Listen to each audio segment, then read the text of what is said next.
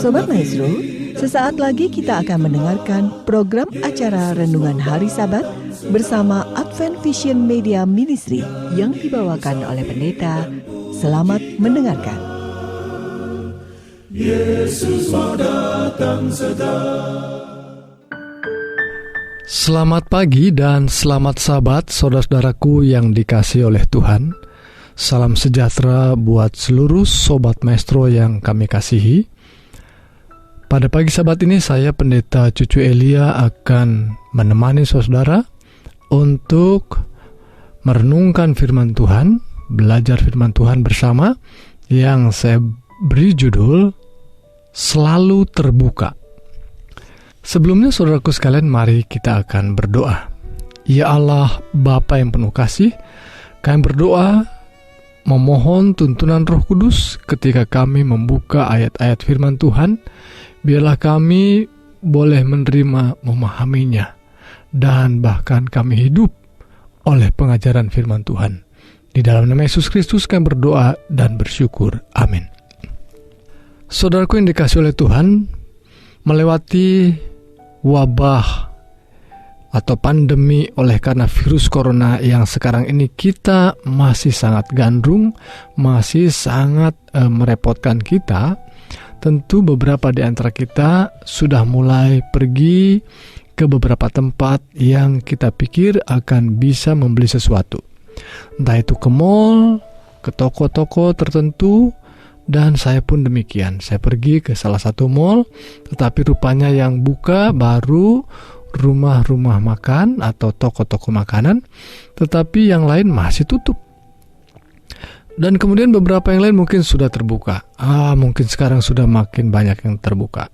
Walaupun demikian, banyak toko-toko masih tutup. Demikian juga sekolah-sekolah kita dan rumah-rumah ibadah kita masih belum digunakan untuk melakukan kegiatan. Sebabnya saya katakan judulnya selalu terbuka. Apa yang selalu terbuka? Karena dalam cerita yang saya baru sampaikan, oleh karena pandemi ini banyak toko-toko dan tempat-tempat kegiatan masih tertutup untuk kita berkegiatan sebagaimana biasanya. Lalu apa yang selalu terbuka itu? Saudaraku, mari kita melihat sebuah cerita yang sederhana yang kita dapatkan dalam Yohanes pasal 1 ayat 45, cerita tentang Filipus bertemu dengan Yesus. Yesus sedang dalam perjalanan ke Galilea. Dalam perjalanan itu ia mengajak Filipus untuk mengikuti dia. Filipus kemudian pergi mencari Natanael dan berkata kepadanya, "Kami telah menemukan dia yang disebut oleh Musa dalam kitab Taurat dan oleh para nabi, yaitu Yesus, anak Yusuf dari Nazaret." Begitulah kata-kata yang disampaikan oleh Filipus. Filipus hendak meyakinkan saudaranya ini untuk mengikut seorang yang bernama Yesus yang disebut sebagai seorang yang datang dari Nazaret. Itulah penekanannya. Ada seorang bernama Yesus, anak Yusuf dari Nazaret. Dia adalah seorang yang disebutkan oleh Nabi Musa. Wah, ini sesuatu yang serius atau bukan ya, kata Natanael dalam pemikirannya. Karena dia berpikir begini, apakah ada sesuatu yang baik datang dari Nazaret ya? Jadi nama Nazaret itu memancing reaksi Natanael yang mungkin karena sesuatu yang bagi banyak orang mendengar nama Nazaret itu sesuatu yang tidak ada yang menyenangkan, tidak ada sesuatu yang baik dari dalamnya. Saudaraku sekalian, begitulah kondisi pemikiran daripada Natanael. Sehingga saudaraku sekalian, ini bagi saya menarik sekali untuk membandingkan ketika kita mendengar virus corona atau mendengar wabah pandemik oleh karena virus corona. Memang ada sesuatu yang baikkah oleh karena ada pandemi ini? Rasanya mungkin tidak ada. Ya, banyak toko-toko tutup tadi, banyak tempat-tempat wisata tutup, ada banyak tempat-tempat usaha harus tutup, demikian juga gereja kita harus ditutup juga untuk sementara. Jadi adakah sesuatu yang baik dari pandemi ini? Sepertinya tidak ada. Tapi saudaraku sekalian, mari kita lihat ya lebih dalam lagi tentang cerita ini, wabah ini. Sesungguhnya ada sesuatu yang baik rupanya. Mungkin jarang sekali orang didorong dengan sangat untuk makan makanan yang sehat, makanan yang baik. Tapi sekarang banyak orang mendorong supaya makan yang sehat, katanya. Olahraga, yang biasanya jarang olahraga, jadi rajin olahraga. Kenapa ini? Berarti ada sesuatu yang baik dari virus corona ini. Jadi saudaraku sekalian, mungkin contohnya lagi, mungkin anak-anak yang sering disuruh cuci tangan, cuci kaki ya. Sekarang ini cuci tangan ini sesuatu yang sudah didengung-dengungkan oleh banyak orang, para pemimpin, para pemerintah. Demikian juga di gereja kita diingatkan bahkan harus ada tempat untuk khusus di satu tempat ibadah atau pertemuan-pertemuan lainnya, di toko, di mall dan lain sebagainya, harus menyiapkan tempat untuk cuci tangan. Artinya saudaraku sekalian, ada sesuatu yang baik dari pandemi ini. Kita diminta lebih sering cuci tangan, lebih sering membersihkan diri, lebih sering cuci baju kita ya. Dan kemudian jaga jarak. Memang mungkin setiap orang, kita tidak tahu ada penyakit apa, sehingga kita perlu memiliki jarak yang tepat supaya kita terhindar dari penyakit apapun. Jadi saudaraku sekalian, adakah yang baik dari Nazaret? Kelihatannya tidak ada. Tetapi ada yang baik muncul dari Nazaret. Tuhan kita Yesus Kristus datang dari Nazaret. Dari wabah corona ini ada banyak hal yang menarik tentunya, dan bahkan ada sesuatu yang baik yang kita harus syukuri ya. Bahkan kegiatan-kegiatan ibadah kita dapat jalankan di rumah-rumah kita, dan itu menjadi berkat bagi setiap anggota di rumah tangga kita masing-masing. Kemudian saudaraku sekalian, dalam cerita ini diselanjutkan, Yesus menjawab katanya. Ketika tadi Nathanael mempertanyakan ada sesuatu yang baik kira-kira, Yesus memberikan jawaban begini. Karena aku berkata kepadamu, aku melihat engkau di bawah pohon ara, maka engkau percaya? Rupanya Yesus mengatakan sesuatu yang mengagetkan ya, bahwa aku sudah melihat engkau di bawah pohon ara sebelum mereka bertemu. Engkau akan melihat hal-hal yang lebih besar daripada itu.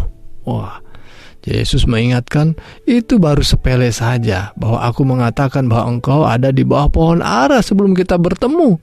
Tapi engkau akan melihat sesuatu yang lebih besar lagi, lebih hebat lagi. Saudaraku sekalian, pertemuan kita yang mungkin mengagetkan, mengenal Tuhan kita yang penuh kasih, mengenal Yesus Kristus yang kasihnya luar biasa, yang mengorbankan hidupnya untuk kehidupan kita, maka kita akan melihat keajaiban-keajaiban selanjutnya kalau kita mau belajar mengimani. Dan saya yakin saudara dan saya, jika diberikan kesempatan untuk bersaksi, kita akan melihat ada banyak berkat-berkat, mujizat-mujizat besar yang Tuhan berikan dalam kehidupan kita ya. Dan itu dijanjikan oleh Tuhan, engkau akan melihat hal-hal yang lebih besar daripada itu ya.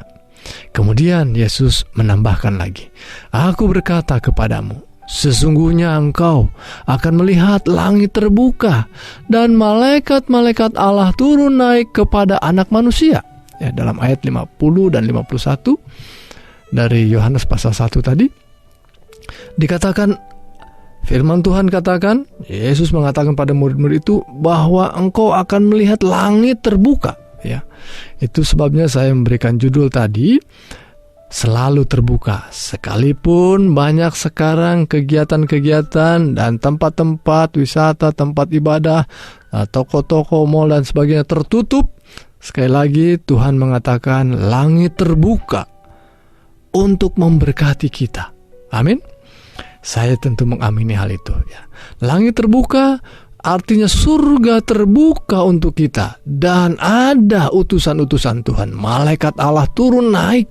Begitu dikatakan ayat ini, janji daripada Tuhan kita Yesus Kristus, akan ada malaikat-malaikat turun naik.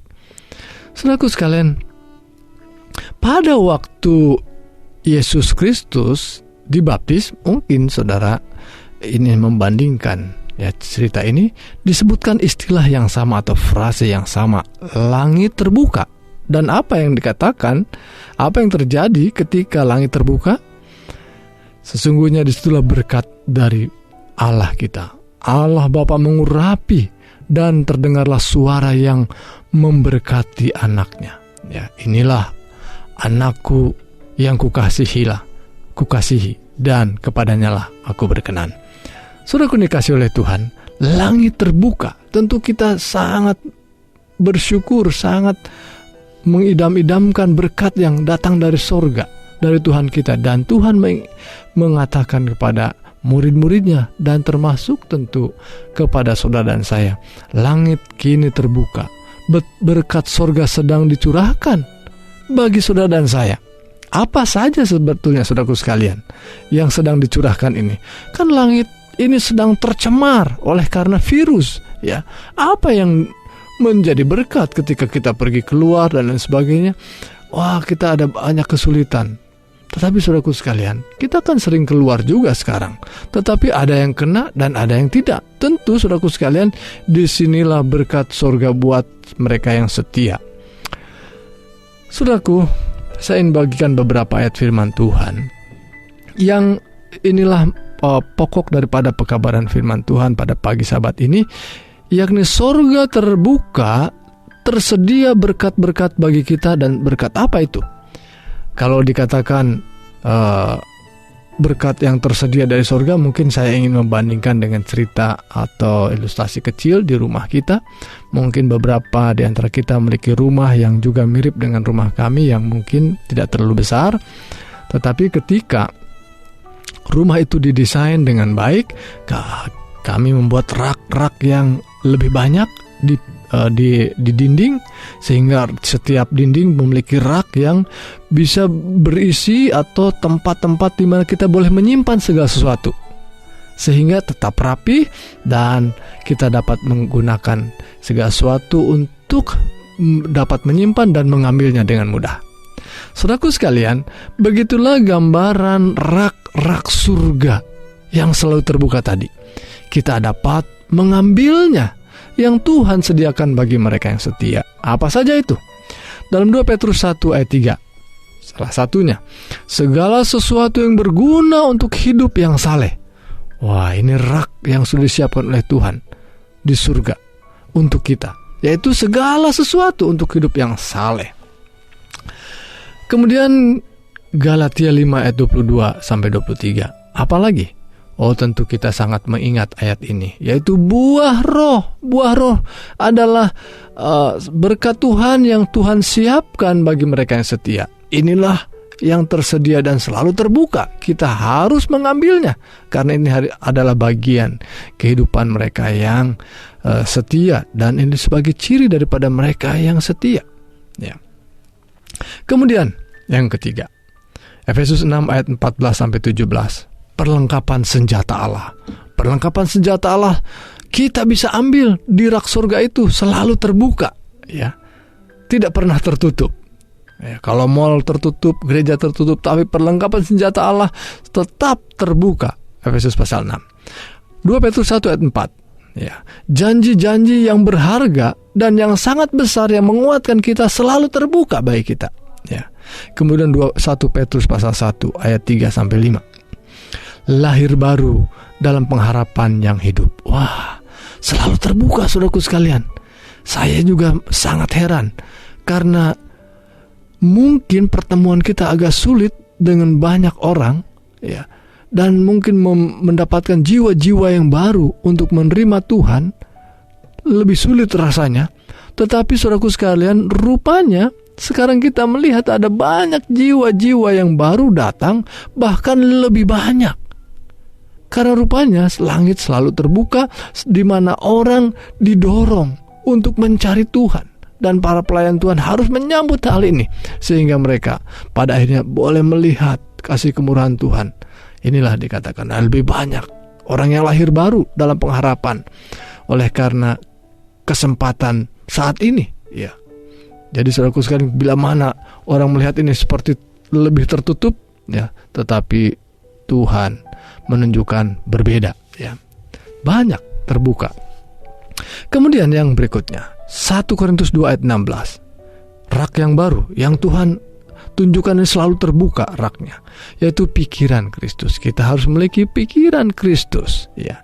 Sebagaimana apa yang Yesus Kristus rasakan, Yesus Kristus alami, dan dia selalu pikirkan, itulah harus menjadi bahagian kita.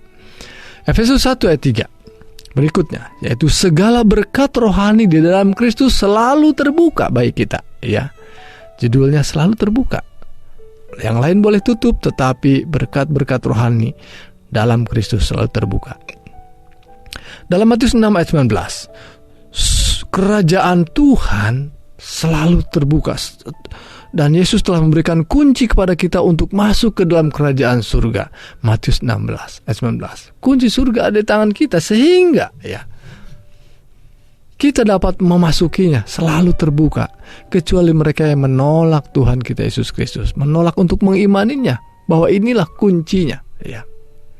Dan kunci itu tentu saja melalui hubungan kita dengan Tuhan dalam doa. Saudaraku sekalian, saya yakin bahwa melalui pandemik ini, wabah corona ini, ada banyak waktu di mana kita lebih banyak berhubungan dengan Tuhan di dalam doa. Dan itulah kunci untuk membuka rak-rak surga yang memang siap dibuka, selalu terbuka, ya. Kecuali kita tidak menggunakan kunci itu.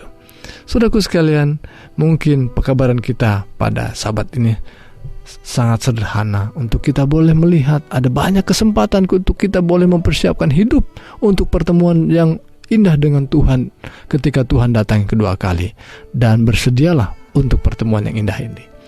Saudaraku sekalian, inilah doa dan pengharapan kami, kiranya Tuhan menolong kita untuk memahami bahwa sungguh surga terbuka bagi mereka yang setia. Mari saudaraku sekalian, kita akan berdoa. Bapa yang penuh kasih, kami berdoa dan mengucap syukur untuk berkat firman Tuhan, di mana kami boleh menerima dan boleh memahami dan mengimani bahwa Tuhan di dalam kasih kemurahannya membuka kesempatan bagi kami, membuka rak-rak surga, membuka karunia-karunia yang Tuhan siapkan bagi setiap orang yang mau diubahkan, di mana ketika kami memasuki satu hari di mana Tuhan akan datang, kami boleh dijemput sebagai orang-orang yang diubahkan, sebagai orang-orang yang diselamatkan. Tuhan terima kasih, dan kami rindu bahwa ada banyak jiwa yang sekarang ini sedang lapar dan haus akan kebenaran, boleh ditemui melalui kesempatan-kesempatan yang dimana dunia sedang tertutup. Tuhan sedang membukakannya buat mereka. Tuhanlah doa dan pengharapan dan sukacita kami. Kami juga mohon berkat Tuhan untuk kesempatan kami boleh berbakti sepanjang Sabat ini. Inilah doa dan pengharapan kami, di dalam nama Yesus Kristus kami berdoa dan mengucap syukur. Amin.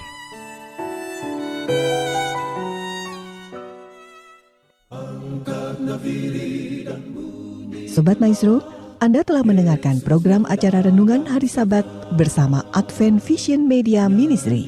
Untuk tanggapan pendengar, hubungi 087 888 777 689. Terima kasih atas kebersamaan Anda. Tuhan memberkati.